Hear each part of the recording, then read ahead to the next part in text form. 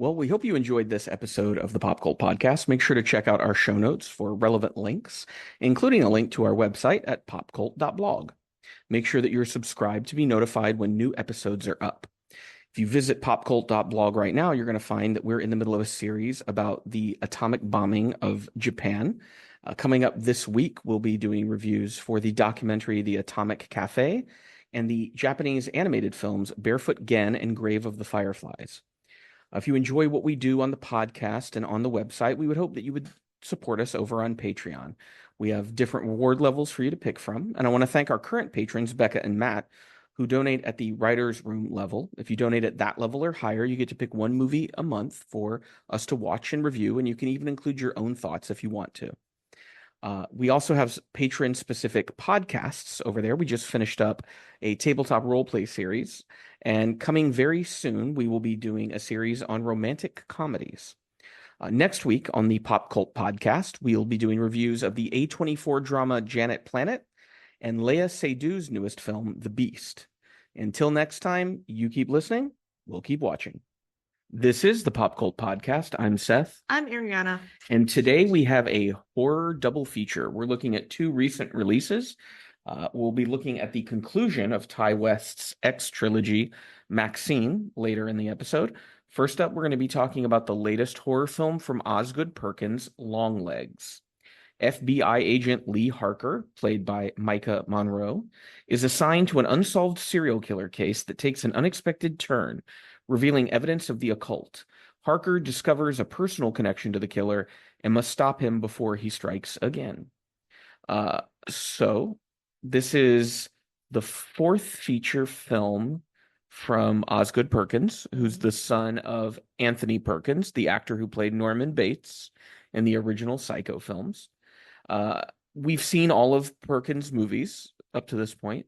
So before we talk about Longlegs, I want to kind of talk about what we think of his previous work. So previously, he's made Blackcoat's Daughter, I Am the Pretty Thing That Lives in the House, and Gretel and Hansel.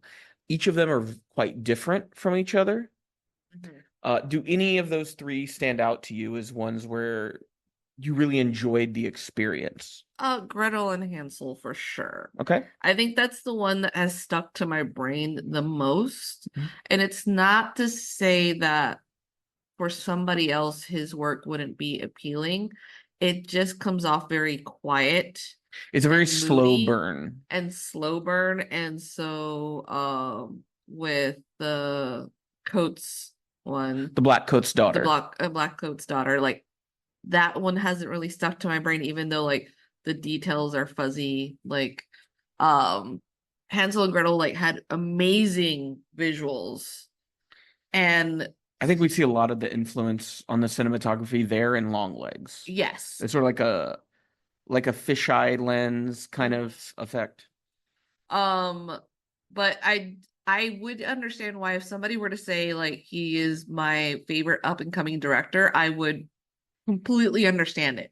Like I'm still waiting for something to hit. Longlegs might be the one if I rewatch it, just because there wasn't not a single scene felt wasted. Exactly. And in some of those other films, there's certain scenes that kind of go on for a beat too long. Yes. And you're just like, I would have cut right here to really. And it just because it feels as if he wants to stay in that world a little bit longer, right? And I Am the Pretty Thing That Lives in the House. That's I think it was my least favorite of the three. Yeah, it's also one that feel like if you were to tell me that you found out this director because you were going through Netflix and you just were almost like enchanted by that movie, I could understand it. There's something about it that reminds me of like that Nicole Kidman movie where she and her children turn out to be The Others. Yeah. Are you going to spoil The Others? Yeah, I was going to. 24 years after it was released. I think 23 maybe. I don't know. There's something about it that reminds me of The Others. It's just... Yeah, I can see that.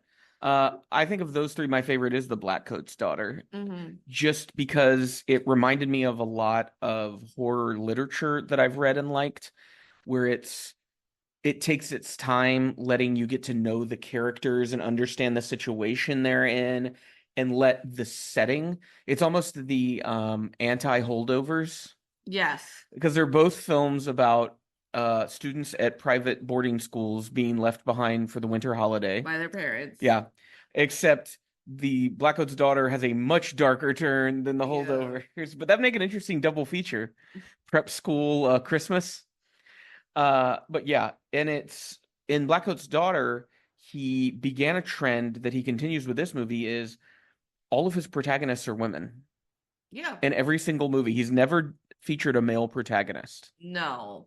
So it's one where it'd be interesting to ask him why. Because And I I think know he's written all of his movies too. because Yeah. I know like there is this thing about like horror that people gravitate, especially towards women, of the disbelief that a woman is in danger kind of thing.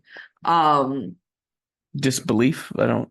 well, like for a lot of women when they talk about like feeling as if they're being followed or attacked, Okay, it's kind that's of not like going to be a disbelief. The sense that you're talking about like how women feel as if they're kind of in peril when they're out in public yeah, often. that like other people will be like, you're just exaggerating, it's not a big deal, or like, The oh, sort of gaslighting that female protagonists have in horror and movies. that Yeah. in horror, it's the one that like it's you're finally validated. Yeah. So I'm interested as to why, or is it like is it an aesthetic thing, or is it because there's something pleasing about the writing? And it's interesting because his movies I would not say are dialogue driven movies. No. They are image driven movies for Yeah. sure. And so having a female lead where there isn't much dialogue and it's more about building mood and atmosphere, yeah, it does kind of make me wonder. And the fact that like the movie is Gretel and Hansel that he did, he inverts the names. Yeah. So he's making sure to emphasize that Gretel is like the primary character here and Hansel's secondary. But yeah, and we'll talk a little bit here in a minute about another strong female performance in Longlegs, which is Alicia Witt, and how Yes. it made me want to see her in more things, specifically if he's making them. Yes. Uh, It was a great yeah. watch. So the feel of Longlegs, I think, for some audience members, will be a hurdle to get over Yeah. because on the surface, it has shades of Silence of the Lambs. Yeah, so it was definitely gonna be like Silence of the Lambs And it's meets truly an David influence. Lynch. Yeah, meets David Lynch, I think is the key thing. Because this is an FBI investigation that feels like it's taking place in the Twin Peaks universe. Hmm. The antagonist of Longlegs behaves and looks like a lodge entity from that series, Yes.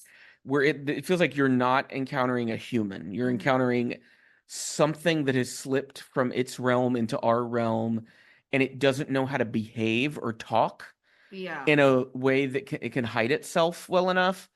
But humans don't want to acknowledge that such a horror could exist, so nobody he runs into freaks out in the way that you would expect them to, because there is that sort of etiquette politeness we're always dealing with, where we see someone who's that intense and you're kind of frozen in place a little I bit. think it's also just not just the etiquette, I think it's the vulnerability of the mentally unstable, right? Well, we never see Longlegs talk to a man. No.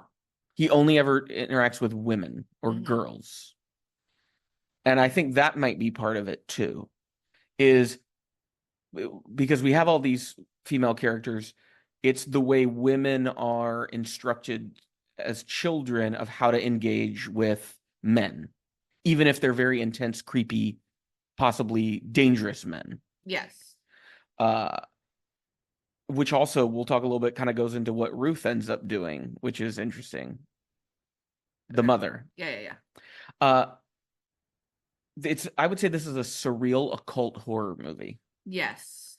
And the surreal is very present. Do not, there's going to be people that want to apply a very analytical lens to this movie when, like a Lynch work, it's very expressionistic. It's not the literal world. It has traces of our world, but there's something off about it.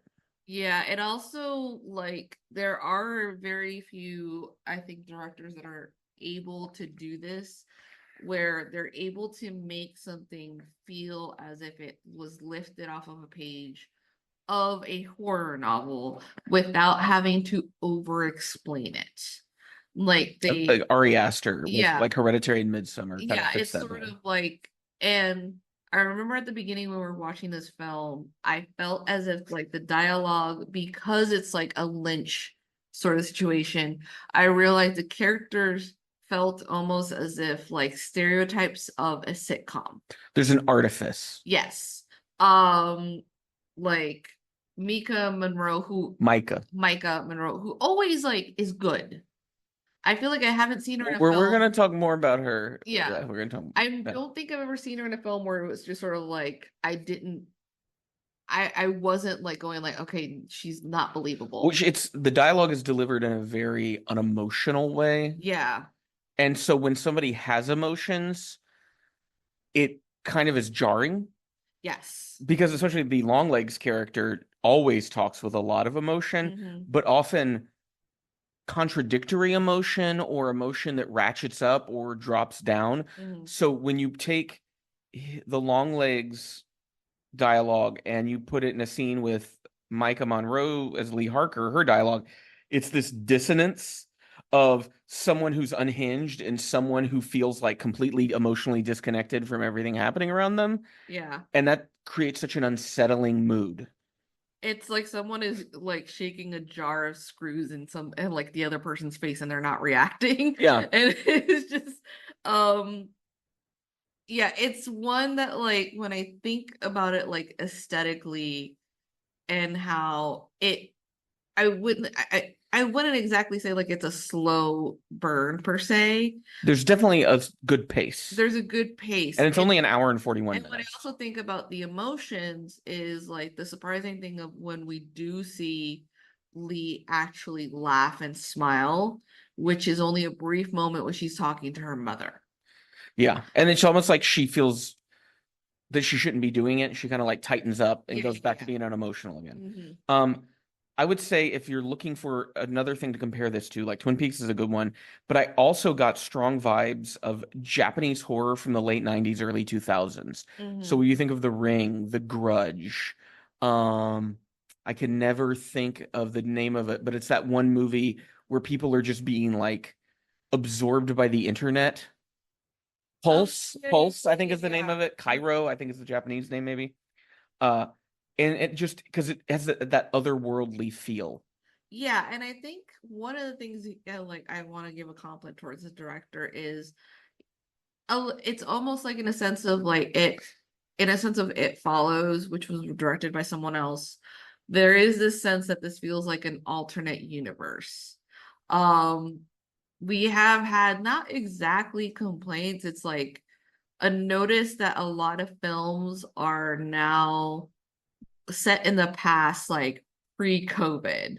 So we're just wondering if it's like this nostalgia thing, or are there's also the hints of maybe this film will have a sequel. We don't know. Um, but I did like just it's going towards this edge of darkness that doesn't go exactly into gore, but it's that tension. Yeah, I would say there's a constant tension throughout this movie that is palpable. You Yes. definitely feel it. Um,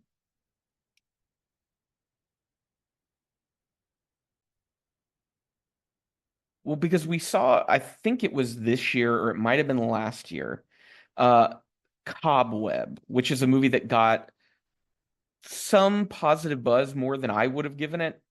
And it's also what I would call a surreal horror movie, but it doesn't work. Yeah. And so one of the things I wanted to ask you is why does this Longlegs work for you and me, but Cobweb didn't? What do we think is the reason why?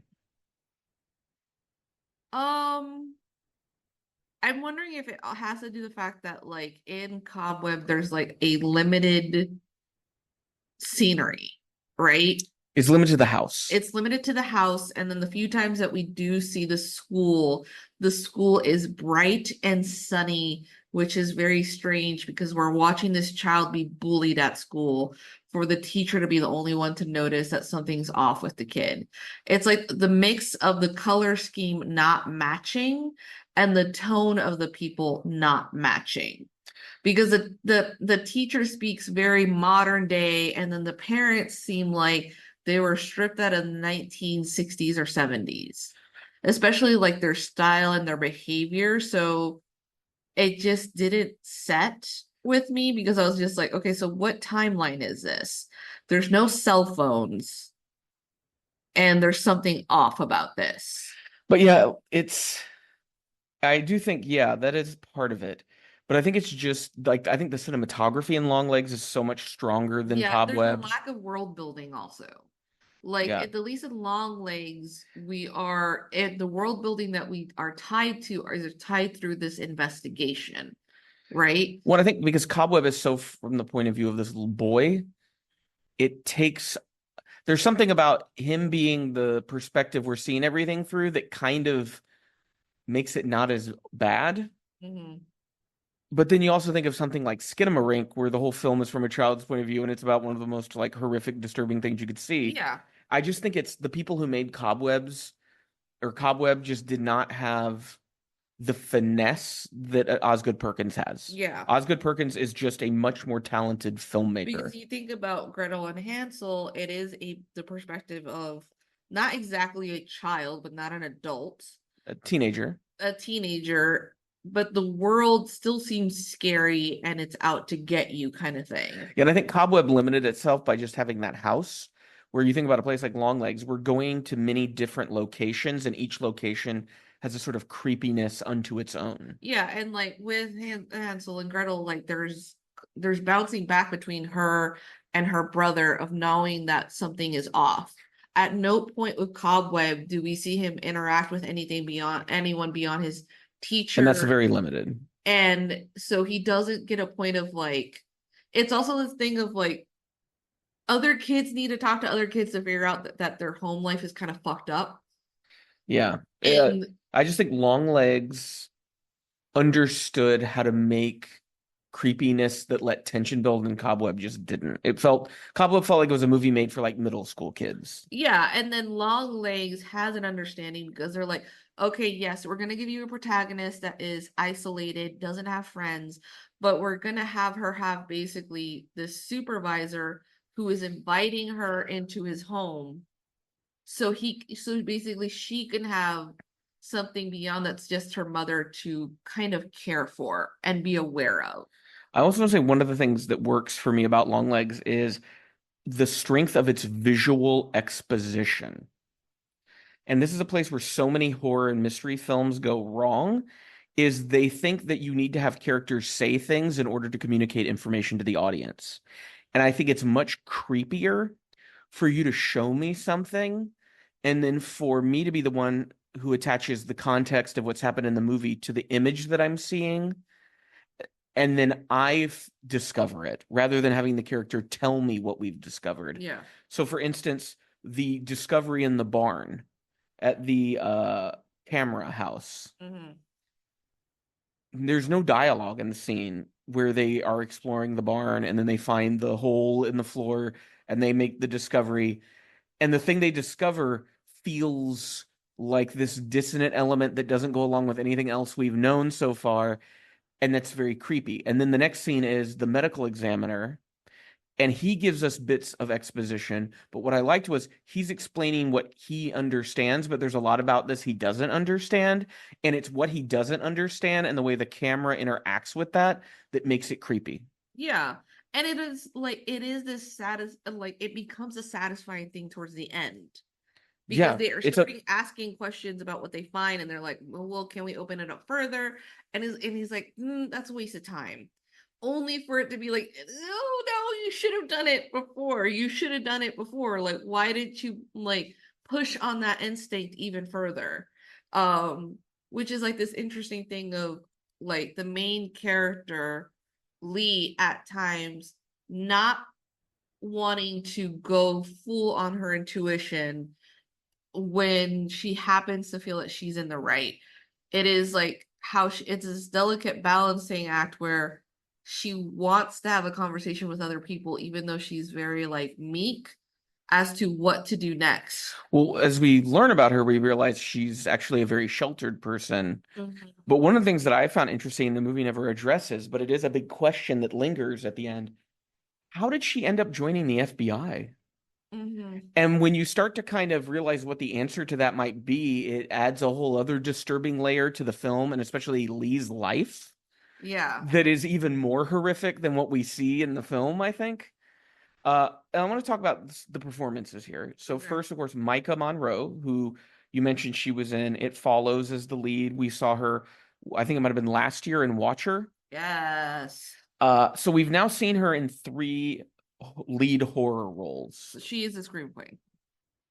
I would say, yeah, I think Micah Monroe may be the best horror actor right now. Mhm. Because when I think of other horror movies, there really aren't actors I'm seeing that are consistently being in horror movies. And then also challenging the archetypes that they would play. Yeah, so she plays what you might at first think is, oh, Clarice Starling, right?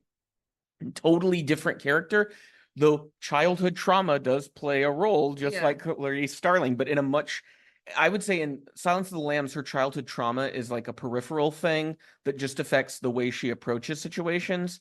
The childhood trauma that Lee Harker has is directly connected to the plot of this movie. Yeah. uh, I think when you think about the three characters Micah Monroe has played, they're all very controlled with their emotions. Mm-hmm. So when they break or react, there's an impact that you feel. Yeah. But when you think about like It Follows, she's supposed to be in high school or no, she's in college. She's in college, yeah. College. In Watcher, she's a newlywed, not married for too long. A newlywed wife who used to be an actress. Yeah, and is now in a foreign country where she doesn't speak the language. So she's someone who is disoriented. Yeah. And then here we have someone who is doing her job and suddenly begins to have deeper intuition into the work she's doing and doesn't understand why.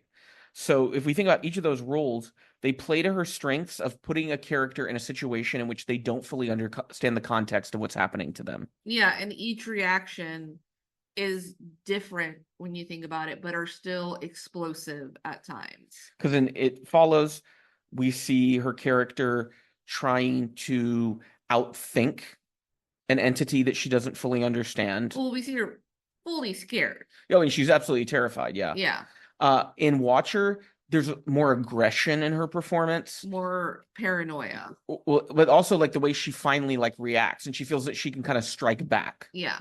But that all like falls apart. Mm-hmm. And then here with Lee, there's almost a passivity, but and a disbelief. Yeah, she feels very disconnected, which fits into the tone of the movie because it's the real world, but you also feel kind of like you're in someone's nightmare. And so you feel like you're floating above what's happening sometimes. And that's where there'll be certain scenes and behaviors from certain people where you're like, is this a dream or is this real? Which once again brings us back to the Lynchian aspects of the dreams and the real world it is blending a together. helplessness of sorts when you think about it, because you're no longer following the movie tropes where she'll be fine and she'll be happy. You're kind of like, what the sadness she's going to carry with her no matter what. And you feel like it feels helpless because when you're watching her go through what she goes through to the end, you know there's no good ending to this. Like at the least, like with Hansel and Gretel, like it was like, oh, this is an interesting ending, and like maybe she'll move beyond this. But when you think about the other ones, because Gretel and Hansel, it implies she's kind of becoming like a witch. Yeah. Because I think she gets the black fingertips at the end. Yeah. Well, I want to talk about Alicia Witt's performance, which a couple things I want to point out is Alicia Witt is, some people might remember her. She had a one episode guest spot on The Sopranos as a film producer that Christopher hooks up with. I remember her as one of Sybil Shepherd's daughters on the sitcom Sybil. Okay. That was the first time I really noticed her, even though I had seen her previously. She played one of Donna's younger sisters on Twin Peaks. And then her greatest role, which is Paul Atreides' sister, Alia, in David Lynch's Dune, in which she has the wonderful line of, "For he is the Kwisatz which was dubbed over by someone else. Yeah. So she's only 48 years old, which makes her just 17 years older than Micah Monroe in real life. Yeah. And I that was one of the things is in the film I thought, oh wow, she must have been a really young mom. Or I was confused about how old Alicia Witt was. I was like, is she in her 50s? I Mhm. kept trying to remember like how old she was. Uh, what did you think of her performance as Ruth Harker, Lee's mom? I thought it was a great performance. About a good chunk of it is over the phone at the beginning. We And I didn't even don't, realize how big of a character she was going to be in the plot. yeah, And she turns out to be like one of the most important characters in the film. like at over the phone, like from what you're, if any of you have watched like the trailers, immediately you're going to assume that this is going to be like a devout Christian like mother kind of thing. But at the beginning of the film, she kind of comes off like warm. She's concerning towards her daughter. She's like, hey, whatever you're going through, you can talk to me about it. I was a nurse for Well, years. and there's a sense that she and Lee have been estranged for a while. Because there's that question that Lee's boss asks her of when was the last time you spoke to your mother? And Lee is kind of reticent to answer. We know as the audience she just spoke to her on the phone like a day or two previous. But I get the sense that to most people, it seems as though Lee and her mother are cut off from each other. Like they have phone conversations, but she doesn't go out to visit Yeah. them. And there's a good reason. But that also has to do with the fact that it seems as though Lee's memories are being systematically taken from her. Yeah. But there's a sort of emotional sense in her that something's wrong. Hmm. But what did you think? I would say Vit has kind of two really big scenes in the movie. Yeah. There's when Lee first comes to visit her, and then there's the big finale sequence. What did you think of Vit's performance in those two scenes? I thought they were great performances. I kind of had a little bit of, and this is just more like an aesthetic thing. I kind of had a problem with like the way they did her hair when it was supposed to be like present day with Lee as older. Um, that's just me. It just like it pulled me away for a second. But as long But as she why? was, you Why? don't know why. It's like as long as she was talking, I was fine. I'm curious. I'm still interested about the hair because I think there's a reason why her hair was the way it was. What like it felt like she was wearing a wig. To me, it looked as though she had just stopped taking care of her hair because when we see her in the flashbacks, it's a more like permed do, Yeah. and when we see her in the present day, her hair has grown out and is just long and straight, and that's Mhm. it. Yeah. And I had the sense once I realized what was going on is that she just is no longer taking care of herself, that she just kind of sits in her house and waits to do what it is she does. Yeah, because it kind of is a hoarder house when you look Well, at it. yeah, when like the stairs have shit all up and down Yeah. them. Yeah. And it's like I do like the whole creepy sense of like when Lee is like, what happened around this time? And the mom's like, I'm not talking to you about that. I'm not talking to you about that. Then she goes, everything is in your room. You know very well I have never thrown anything away. Yeah. And like it it's this invitation to go investigate. Yeah. It's like, Well, which when you think retrospectively, Lee was being taken by her hand and led through this entire investigation on purpose. yeah. It was someone who wanted to be caught. Hmm. Uh Nicolas Cage's performance Oh boy. as Longlegs, who I was wondering how long it would take before we saw him, and we see him in the very first scene of the movie, though we don't see his whole face. No. Um, there's the physical. Would you want to talk about his physical appearance? Do you want to talk about his performance first? Where do you want to start with this? Oh, that's a hard thing to switch through. Let's I talk about physical because Yeah. that's what the audience is going to see first, Yes. right? The film opens with a quote from the glam band T-Rex. And then T-Rex music is used systematically. And I want to say the lead singer of T-Rex, I'm gonna have to check this because there's a photo of him up in Longlegs' little lair. I believe his name was Mark Bolan. Yeah, I think that's yeah, Mark Bolan. That's what he looks like. Okay. So it's clear, I think, that Longlegs is trying to make himself look like the lead singer of T-Rex, which is such a specific, weird thing It's that doesn't even really have much to do with the plot, but gives a layer of life to that character. yeah. I think it's just sort of like influenced by the look of it. I think it's also, from my perspective, it was as if he was wearing an adult-sized version of a doll's face. Yes. And there's a moment where there's a transition that Yeah. makes that connection. Yeah, there is something inhuman about the Longlegs character where you just feel like that. I think he's, of course, the most surreal character. That's why I felt he didn't seem like he was human. He felt like a lodge entity from Twin Mhm. Peaks Yeah. because the way he speaks, it almost feels like he's constantly talking in some form of riddles because everything he says feels like there's a double meaning to it. Like one of his first lines to Lee is, "Oh, I'm sorry, I wore my long legs today." And we never get any explanation as to what the fuck that means. I Oh, think that's when he finally bends down to be like the same height as she is. yeah. Um, and we get Longlegs at 2 points in time. We get him in the early 70s, and then we get him in what I'm assuming is probably the early 90s. Hmm. And I think they do a good job of subtly aging him, but also underlying that it's clear he's had some kind of like plastic surgery or something, right? Like, Yeah. or he isn't human. That's the other thing. Or just wearing a mask. Just like it's But really he's hard. not even wearing a mask though, because like we see he gets taken in by the police and there's no Oh mask yeah. being removed. So like that's his face.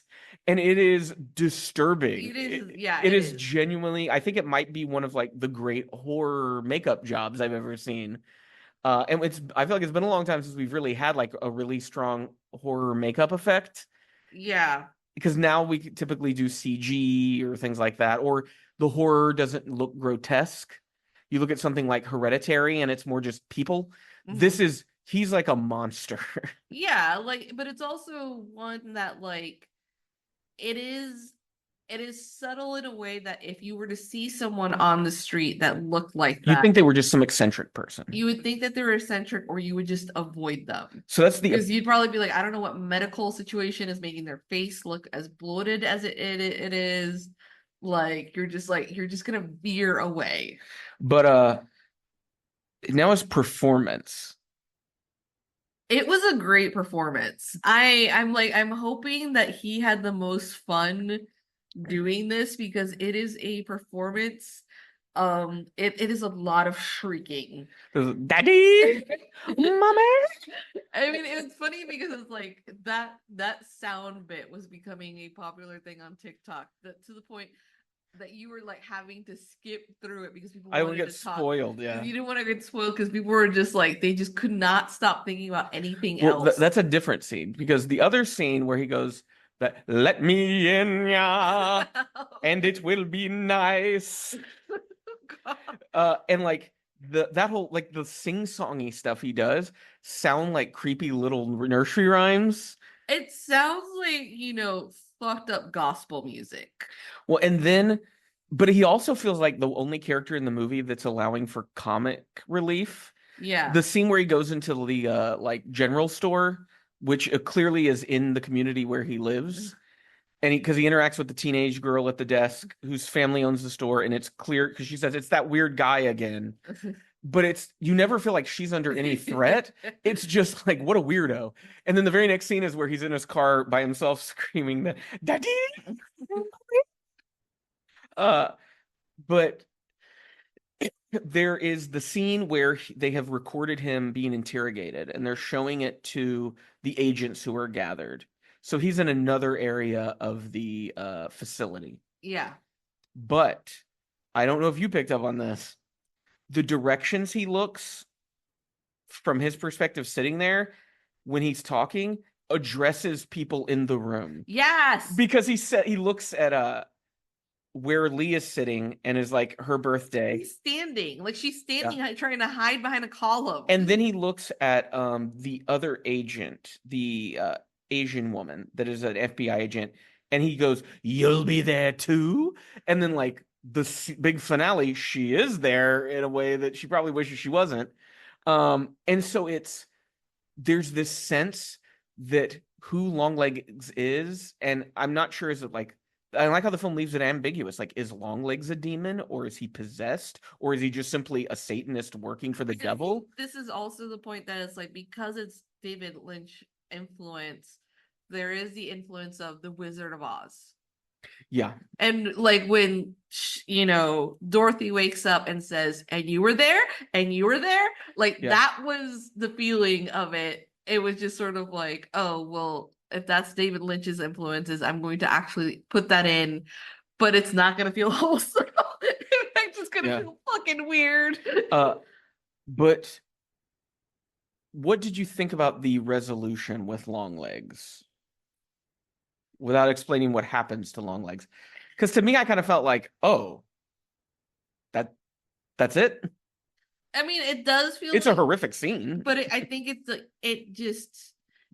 it's not satisfying, and I mean that in that like when it's not satisfying, you're like, oh, this is gonna happen again. Well, yeah, the vibe is that just because Longlegs may not be around doesn't mean that this is over. Like, Yeah, this is still happening. yeah, like something else is gonna take over. And like there's been influences all over. It was just waiting for this collapse. That even though like you're just like, okay, maybe in some ways you can read it that like the mom of like Lee's mom wanted this done, and that's why she like maybe she pushes her daughter, but then you're also kind of like, maybe not. Like you It feels don't. like by the time we get to the end that all Lee has done is make what evil wanted to happen happen, Yeah. and that evil is just going to keep It's like happening. this thing of it being like there was already a plan B and there was already a plan C. It didn't matter what you did, like you were going to unleash something. There's two smaller performances in this film that I want to point out. The first one was Blair Underwood, who I feel like we don't often see in too many things. I I got the sense I saw a lot more of him back in the 90s. And I think he was on LA Law. That's kind of where I remember him from. But he plays William Carter, who is Lee's superior at the FBI. And I thought he did a really good job I really enjoyed like because at the final scene he's in, he gets to play his character in a wildly different way, yeah. and he nails it. It was I really liked it. The reason that I was just like it feels sitcom-y is I like the conversation that he has with Lee, and it's like the first conversation that they have is like they're in a car, Lee's in the back, he's in the front, and he's like, it's like, Lee, do you watch baseball? And she's like, no. He's like, I need to speak to someone about my beloved Mariners. Well, it's artificially wholesome. Yes. Well, And but it's, as someone who's autistic, that's how I kind of feel there's a lot of people in the world are. mhm. Like those people who, for me, are just so unbelievably positive. Like whenever it feels almost delusional, where it's like they refuse to see the darkness in the world because they're too scared of it. So they just kind of will never look in that direction. When you're kind of like, but I think you kind of do need to look over there. Or he's an FBI agent, so he's seen so many horrible I make it things. seem like he understands the horribleness, but it's like he's sort of like I have to balance this out because when he invites Lee to come into this home, it's supposed to be they've been out, he's been drinking, talking about the case with her. And to me, it was an invitation of going to look almost like to his wife and his daughter, like I was safe, I was with somebody. Hey, Lee, this is what a family looks like.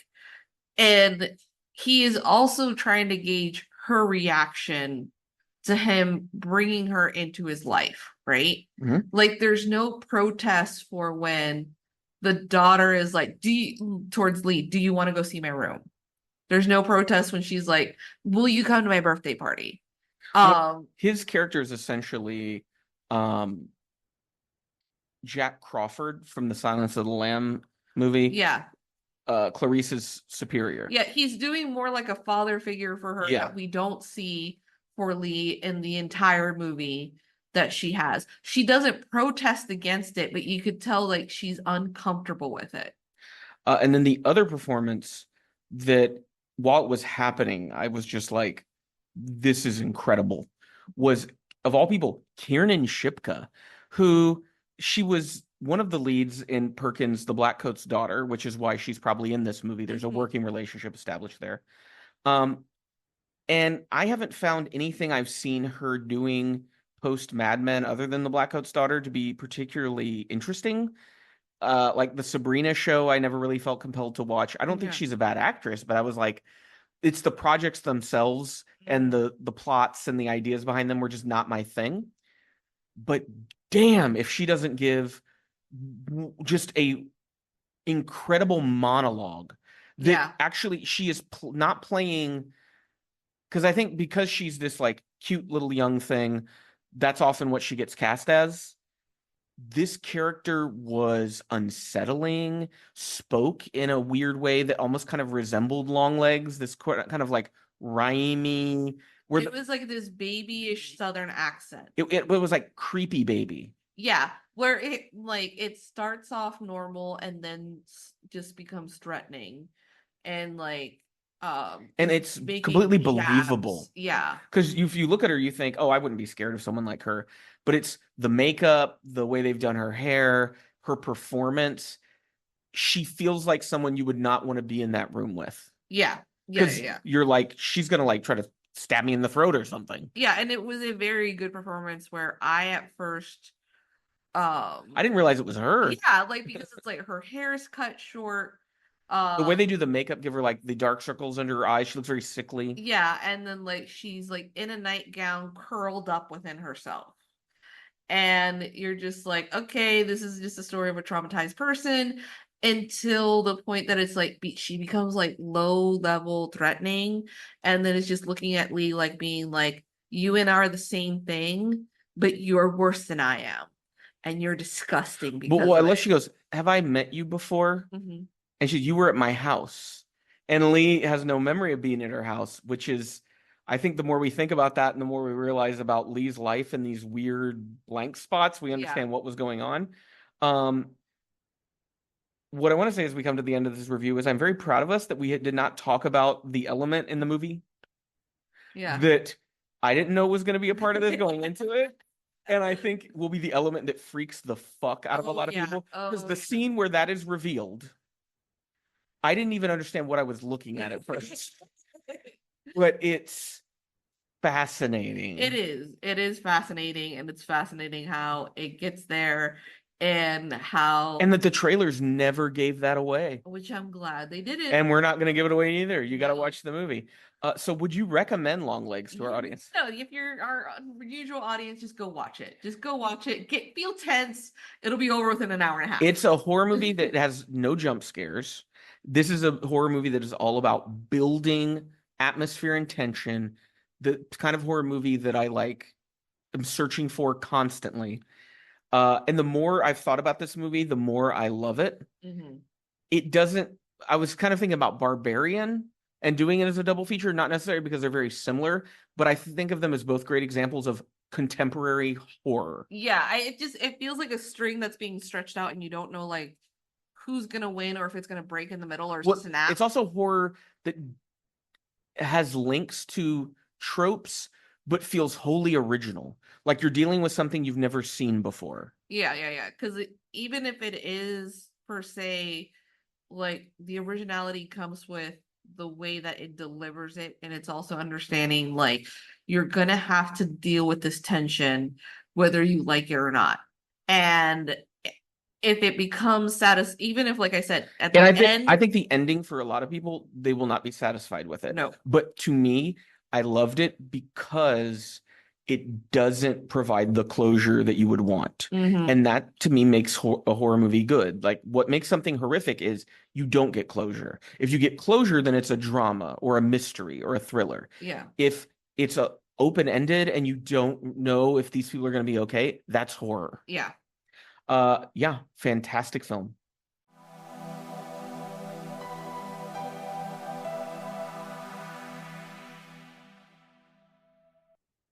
In 1980s Hollywood, adult film star and aspiring actress Maxine Minx finally gets her big break. However, as a mysterious killer stalks the starlets of Los Angeles, a trail of blood threatens to reveal her sinister past. This is the final film in Ty West's X trilogy, and we'll talk about how this ties into the other movies, what we thought of the other movies as well. So what are your thoughts on the X trilogy prior to this point? We had X Mhm. set in the 1970s, a kind of Texas Chainsaw Massacre in the porn industry kind of thing. And then we had Pearl, which took us back to World War One Yeah. and was almost a kind of Technicolor dark Wizard of Oz kind of in some way. There was a scarecrow involved, and yeah,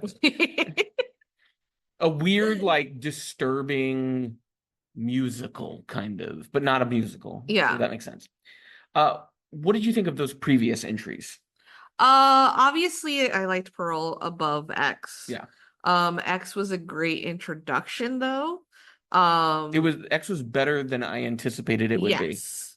Pearl was the outstanding one. It was very interesting on how big it kind of got between like movie watchers afterwards, and how like they knew nothing about X, but Pearl had been the movie that introduced them Yep. to this Like trilogy. we know people who didn't even know X existed and that Pearl was part of a Yes, trilogy. Yeah. yes. Which I think that's one of the strengths of these three movies is you can we'll kind of talk about if you could watch this one on its own. I think you can watch Pearl by itself and never watch the others and you have a complete experience. Yeah. And you could watch X by itself and have a complete experience. Hmm. Could you watch Maxine by itself and have a complete experience? I think you would be left Yes, confused. I don't think Maxine is not standalone, and in that way, that's a problem for Hmm. it. Uh, what did you think overall, just generally about Maxine? I really enjoyed it. I could tell. I thought I wasn't going to enjoy this film. Mhm. It wasn't because I didn't like X. I just thought to myself, like, there's no way that this film is going to live up to everything that it feels as if it's wanting to give us, and then to add more to it. Like, I thought at first it was going to be maybe a little insufferable for a In second. what way? What'd you Well, think? because I thought like, okay, we're gonna have, well, especially with like Pearl, right? Pearl, the whole thing is like she wants to be a star, but she doesn't have the talents. When and that's the thematic through line through all these movies is Yeah, they're about women who want to be famous as a way to break out of where they're at. yes. And I like the fact that I was kind of like driven the other way. Like we are shown that she has the acting chops. We're talking about Maxine. Yes, that Maxine can act. It is just it is the risk of taking like a chance on her because she is used to do porn. Well, And she's not doing it anymore now. She's just doing like stripping. Is that what it is? Like at a club? yeah, she was doing stripping at a club, But and then she's still in the industry. yeah, she's still in the industry. It seemed as if like she was like doing some porn, but it wasn't as if like she was doing it to the height that she was before. Yeah. Um, I like the fact that there is, so it is obviously like the like what is supposed to be like the last girl kind of thing. Yeah, that trope. But I like this a bit better because they always, whenever like the girl uh has survived this, there's still sort of like this softness about her, or this vulnerability that will make her so appealing to men. They are consistent within Maxine's character throughout, and I think that made, there was a service at the fact that these films were done like in continuous to one another, so you don't miss that beat, you don't let the audience become an influence of what you want the character to be. And Mia Goth, like, she fucking delivered it. Yeah, she's very, very good. Yes. It's a very packed cast.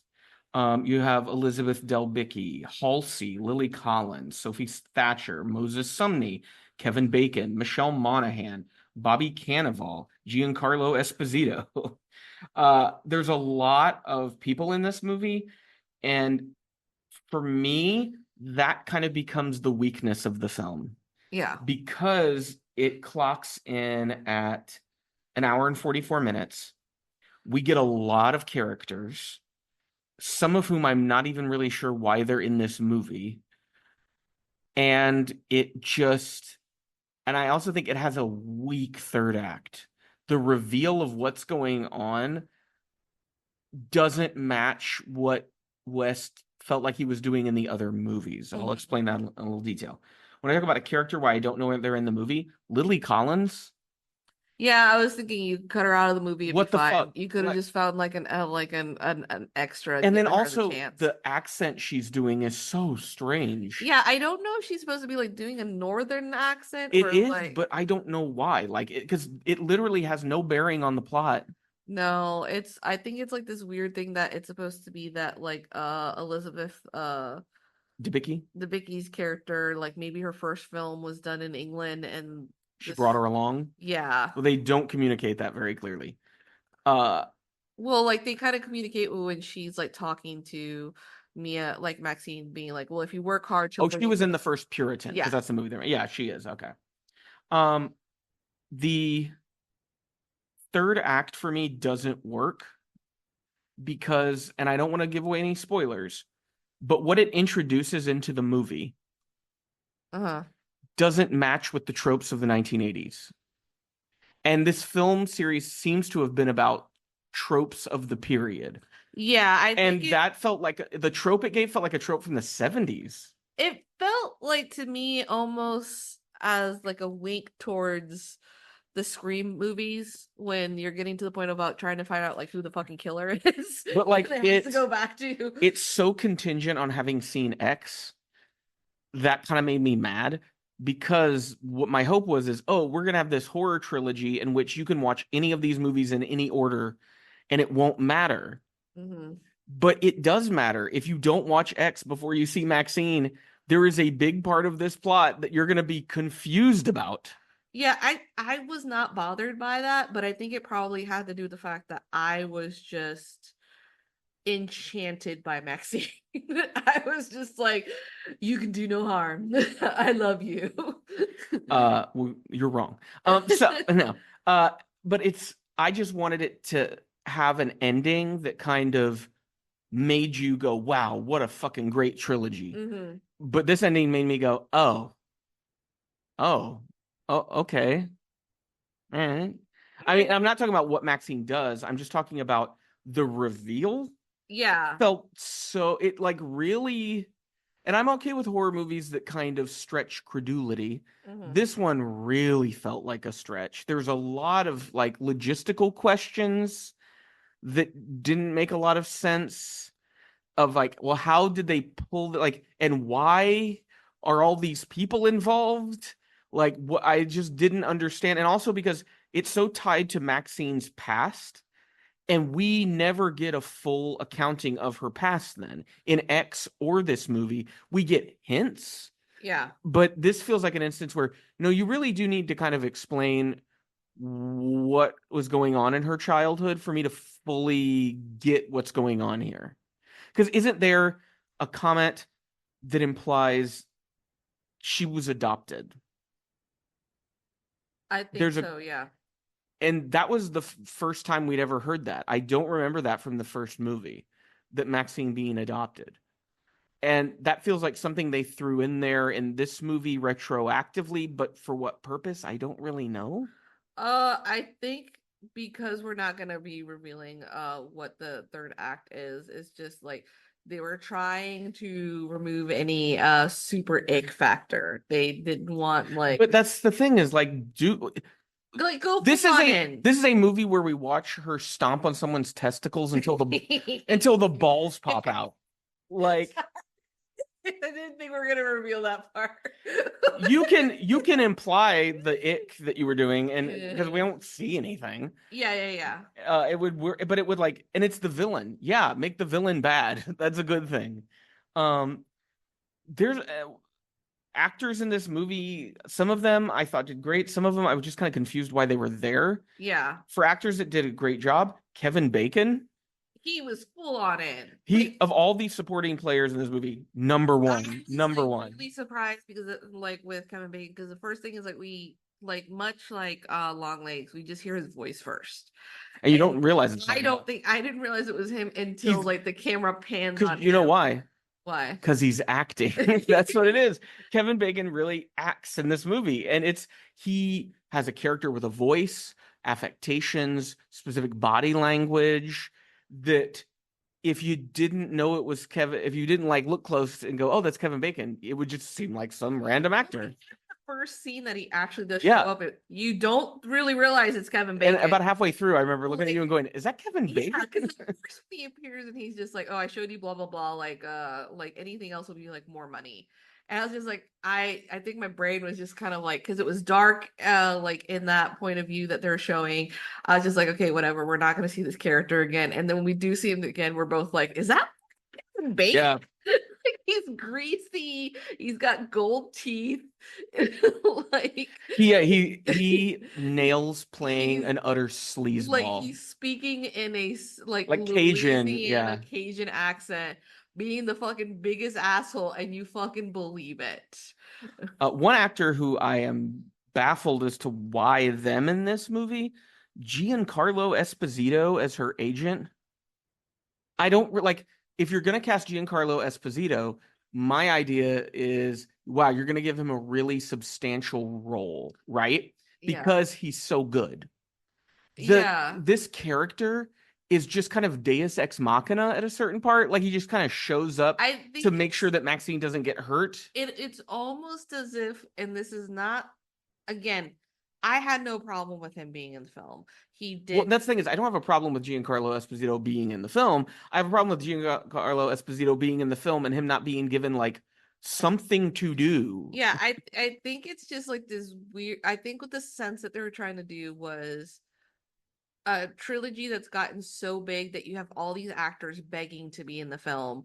This sense when you've seen those films that you're like, why are there so many fucking actors But in this? like, don't do that. That's a bad idea. Again, That's a waste of talent. I had no I would problem rather with you it. put an actor I know less and give them a chance to like do something interesting with the role than an actor who I have seen in over 100 episodes of television playing Gus Fring, probably around Yeah. and is fucking great. Just having this like pissant role that doesn't really do I think anything. it's like this, like again, he makes the delivery, but I understand where you're coming from. You almost want to give it to someone else that maybe could have done it with the same intensity, and that like that's the thing that builds up their resume for them to get another show Well, or another it like didn't even feel like he movie. was playing a character. It just felt like they put a wig on him. It just was such Yeah, a they it was a literally did. Yeah, weird, it it was such was, a weird bit of casting. and It didn't make it sense. was a little distracting if you happen to be a fan of his. Well, because there's so many people in this movie, don't cast someone so recognizable then. Yeah, Because you're gonna expect, oh, it's him, we're gonna get more. Uh I would say Elizabeth Debicki as the director, it's also kind of a waste because she's present. She's the director of the Puritan 2 or whatever the sequel, right? And she's just kind of is there and doesn't like I can't remember a single moment from the movie where I was like, "Oh wow, what a great scene for her." yeah. I think again they overcrowded the film. I Oh, still I'm thought not done she. talking about how crowded. I want to talk about then you have Michelle Monaghan and Bobby Cannavale as uh they're like LAPD detectives that are partners. Yeah. Wasted. Uh They felt like they should have been an entirely different Somebody said movie. Ty West make a movie about them investigating like a supernatural crime in LA. Yeah. Uh they feel wasted. They play a role in the third act, but even then it just feels super peripheral, like unimportant. Like you could cut that scene out and nobody would even notice. Yeah, I think it's just it's hard because it's sort of like the camera is so on them, and they're the mixture of like their charisma, and there's this obvious sense that they know these characters. I kind of enjoyed the fact that like the woman was like what was it?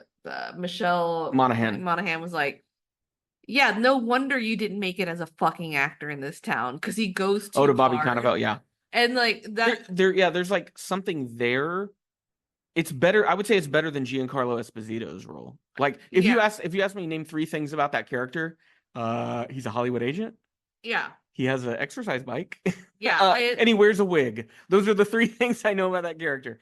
Um, Halsey, I think, has a bit of a meteor role, And she kind of did surprise me a little bit with her acting. I wasn't expecting her to really act, but she's doing a voice. She's trying to do mannerisms. And so I thought that was okay. I'd say for her, the fate of her character makes sense based on Halsey's acting experience. Yeah. Where you're like, you don't want to give her too big of a role. Um, so I have no idea why they cast Sophie Thatcher in this movie. Me neither. That was She's one that I was the just like, makeup effects artist yeah, who nothing happens to her in this movie. She's just no. present. And the thing is, like, it's she's such a pretty face that she's like, you know that she's on the scene. Like, you can't look away from her. Well, Kind of I thing. wouldn't. I would say she has a very interesting face, Yeah. right? She has a face of someone that you're like, oh, something's going to happen with her. And she'd already had that Boogeyman movie where she played a lead in that, and it was a Yeah. fucking awful movie.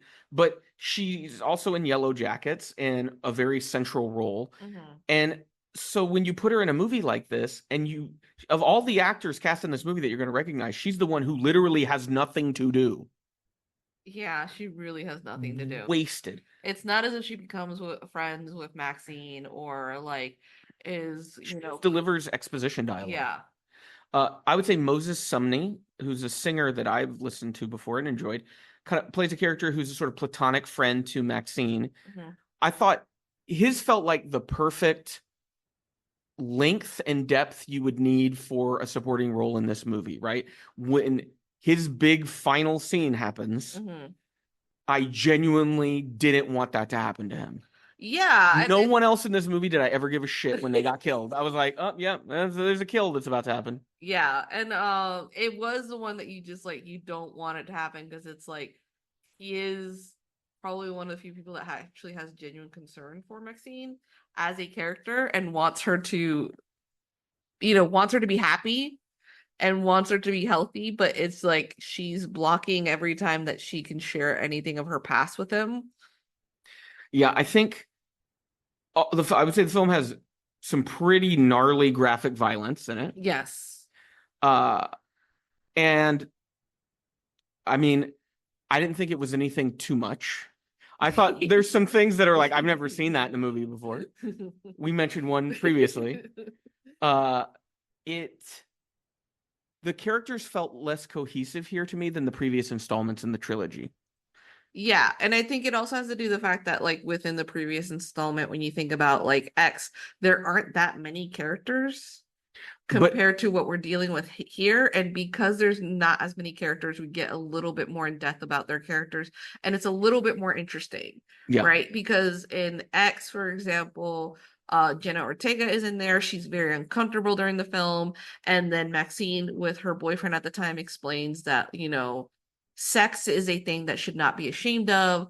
That like women's pleasure is not not a problem, and that turns Jenna Ortega's character to go like, actually, I want to do a scene in the movie.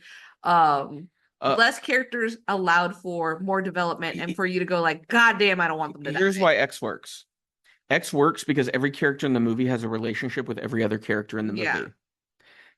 In Maxine, every character has a relationship with Maxine, but not every character has a connection to each other. So everyone's connected through Maxine, which means we don't see these characters interact with each other in the way that we got with X. And I think that's part of the problem is we needed to see like we have Lily Collins as the actress that was in Elizabeth Debicki's previous film.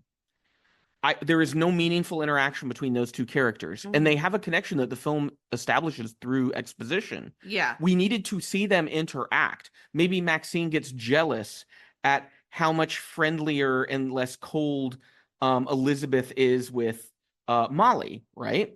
And there's an interesting, now we have this dynamic of relationships between these three characters. We never get that. Then when you talk about something like X, we have, is it Brittany Daniels? Is that who's in that movie? Brittany Snow. Brittany Snow. So you have like Brittany Snow, you have Maxine, you have Jenna Ortega. Each of these women interacts with each other, and by the end of the movie, you understand what the relationship was between these three women, right? I also think that Maxine had the least sure footing when it came to its themes. Like when I ask myself, what is X about? X is about Oh, that's interesting. Yeah. Porn version of Chainsaw. Well, no, Like, no. Thematically, X is about youth and aging. yeah. That's what it is, right? Pearl is about fame and the desperation some people have when they feel as though they've been cut off from the world, that fame becomes this like tether to the world. Yeah, fame is confused for love. What is the theme of Maxine? Because if you think about the third act, which is where you're supposed to get that third, the moment where the themes become very prevalent and obvious and everything's tied together, what the hell did any of that have to do with the rest of the movie? I think it's just like it was a lack of development to a certain point. Again, I enjoyed the film, but when we're starting to dissect it a little bit, there should have been when the investigation starts about like Maxine and her friends having disappeared. There should have been something of explaining, yeah, Maxine was really close to all of them. She still talk to them on a, like on a regular basis, but she's been kind of off for a while. When it, Like explain like being like she's still friends with them, but that closeness tied off because of what happened in X, right? yeah, And yeah, because we're we never. It feels like these murders are happening on like a parallel track to Maxine's story. And it feels like they're disconnected from each other until that third act. And then the thing that connects them felt very, it was kind of stretching what I was willing to give the movie, yeah. where it fell into a realm of, really? That's what we're doing? That's how we're going to explain this? Um, yeah, and which was kind of disappointing to me. I think it reminded me most of Brian De Palma's films, and I think there are a lot of films that you probably haven't seen. Body Double, Dress to Kill, which are very sleazy, like slightly exploitative, like right on the edge Mm-hmm. movies from the 80s about like gloved killers with knives, and they're very well lit. That's kind Yeah. of what, and that, so this movie felt like it was kind of tapping into Giallo. It felt like it was tapping into Brian De Palma. And it really was a film when I got to the end of it. I thought this is a case of style over substance. The style here is incredible, but I don't really care if I ever watch this movie again. I think the problem was like there was too many ideas and not enough threading it of together because like there is a scene where all of her friends are just sort of like don't go out walking alone at night. There's like you're it's dangerous, don't do it. And then we see Maxine getting dressed and she happens to have like a gun on her. It is, and then suddenly, like, we drop that idea. We don't, we don't circle back to it for whatever fucking reason. Um, there's supposed to be this killer on the loose, but it turns out like the detectives thinks that someone is mimicking the killer, like, and so it's very disjointed. And I think it's like it's supposed to almost be like and I don't know if this was on purpose, but because as the way I'm talking out loud about it, it's almost as if you decided for some reason as a kid while you were watching cable, you were going to watch two movies at the same time while one was on like commercials. Yeah, you were flipping back and forth. And so you end up just missing pieces that should have threaded it all together. Again, it looks good, it's fun, but if you're gonna go down into like the nitty gritty, it doesn't hold up to X or Pearl. Because like in Pearl, there is like this great performance that even though she has done so much fucked up things, your heart yearns for her when she starts going like, I've had a really hard, like, I just want to be loved. I'm having a really hard time doing without it. And that kind of touches you in a way that you feel for something for Pearl that you weren't expecting to feel. And I think there's too much of this film that is saying, not showing, because when the director is like, yeah, our main protagonist, she's not, a cold-blooded serial killer. She's doing it for a reason. So you're supposed to connect that to Maxine, of her willingness to kill a person if they come to harm her. But I don't really see it. I would It's say like I feel like I have less of a beat on Maxine's character in this movie than I did in X. because it felt as if it's supposed to be the director that's telling her what she needs to do next, and she's going, "Yes, that's what I'm going to do." But It felt very going through the motions. yeah, but because we don't have this thing of it being like maybe watching Maxine getting ready or like her staring at her own image in the mirror while she's like thinking about, well, we're going back to the conversation that she's having with the director. It is just more like she's adding it to the to-do list without not having any remorse or going, fuck. Yeah, it felt like a very mechanical performance at certain points Yes. where it just was, she never did anything that surprised me. Everything she did, I was like, oh yeah, that's like what she would do, right? Yeah, it was like this final girl thing that like because she was so rough around the edges, nothing was really surprising her. And so we're not seeing her like outwit the person who's going after her. She is like there are times like when I like the violence when she goes after like Kevin Bacon at one point that was just like brutal. Yeah. And it's like it's great to watch, but you have to almost be like, can we watch her plan this? Well, yeah, because the thing is, make her that violent, but then build on that as a character trait. Yeah. And let me understand something there about her. Maybe create contradictions with her doing that violence. And then when she's alone, her like breaking down emotionally because it's like really, because I mean, it's one of those where it's on one hand, it's like, oh, it's empowering. She's fighting back. But in the real world, even if you're fighting back legitimately against someone, you're going to be exhausted. Well, and it's an emotional drain to physically harm another person. It's something I never, done, but I can imagine that if I'm, beating people until their teeth fall out or shooting them, that's gonna like wear on my psyche at a certain point because it's not a good state of mind to be in. And I think that would have been such an interesting angle of what happens to the final girl years later. Like, she has all this PTSD and there's no way to really talk to anyone about it because she knows she'll be blamed for all the murders at the farm from the first movie and she just has to keep it inside. And the movie never does anything with that. No, there's like a simmer, like there's a hint that she might be blamed, but then immediately it's like passed away. Yeah. So would you recommend Maxxine to our audience? I still recommend for you to watch it. I think the other two films are better. Other two films. Oh, I mean the trilogy. I thought you were talking about our other movie. I would say you're gonna watch this and you'll have fun, but you're probably not gonna feel a real pull to watch it again. Yeah.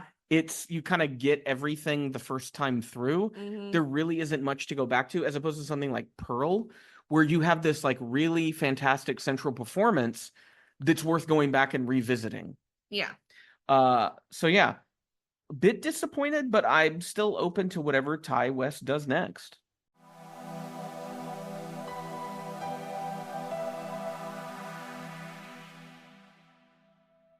Well, we hope you enjoyed this episode of the Pop Cult Podcast. Make sure to check out our show notes for relevant links, including a link to our website at popcult.blog. Make sure that you're subscribed to be notified when new episodes are up. If you visit popcult.blog right now, you're going to find that we're in the middle of a series about the atomic bombing of Japan. Coming up this week, we'll be doing reviews for the documentary The Atomic Cafe and the Japanese animated films Barefoot Gen and Grave of the Fireflies. If you enjoy what we do on the podcast and on the website, we would hope that you would support us over on Patreon. We have different reward levels for you to pick from, and I want to thank our current patrons, Becca and Matt, who donate at the writer's room level. If you donate at that level or higher, you get to pick one movie a month for us to watch and review, and you can even include your own thoughts if you want to. We also have patron-specific podcasts over there. We just finished up a tabletop roleplay series, and coming very soon, we will be doing a series on romantic comedies. Next week on the Pop Cult Podcast, we'll be doing reviews of the A24 drama Janet Planet and Léa Seydoux' newest film, The Beast. Until next time, you keep listening, we'll keep watching.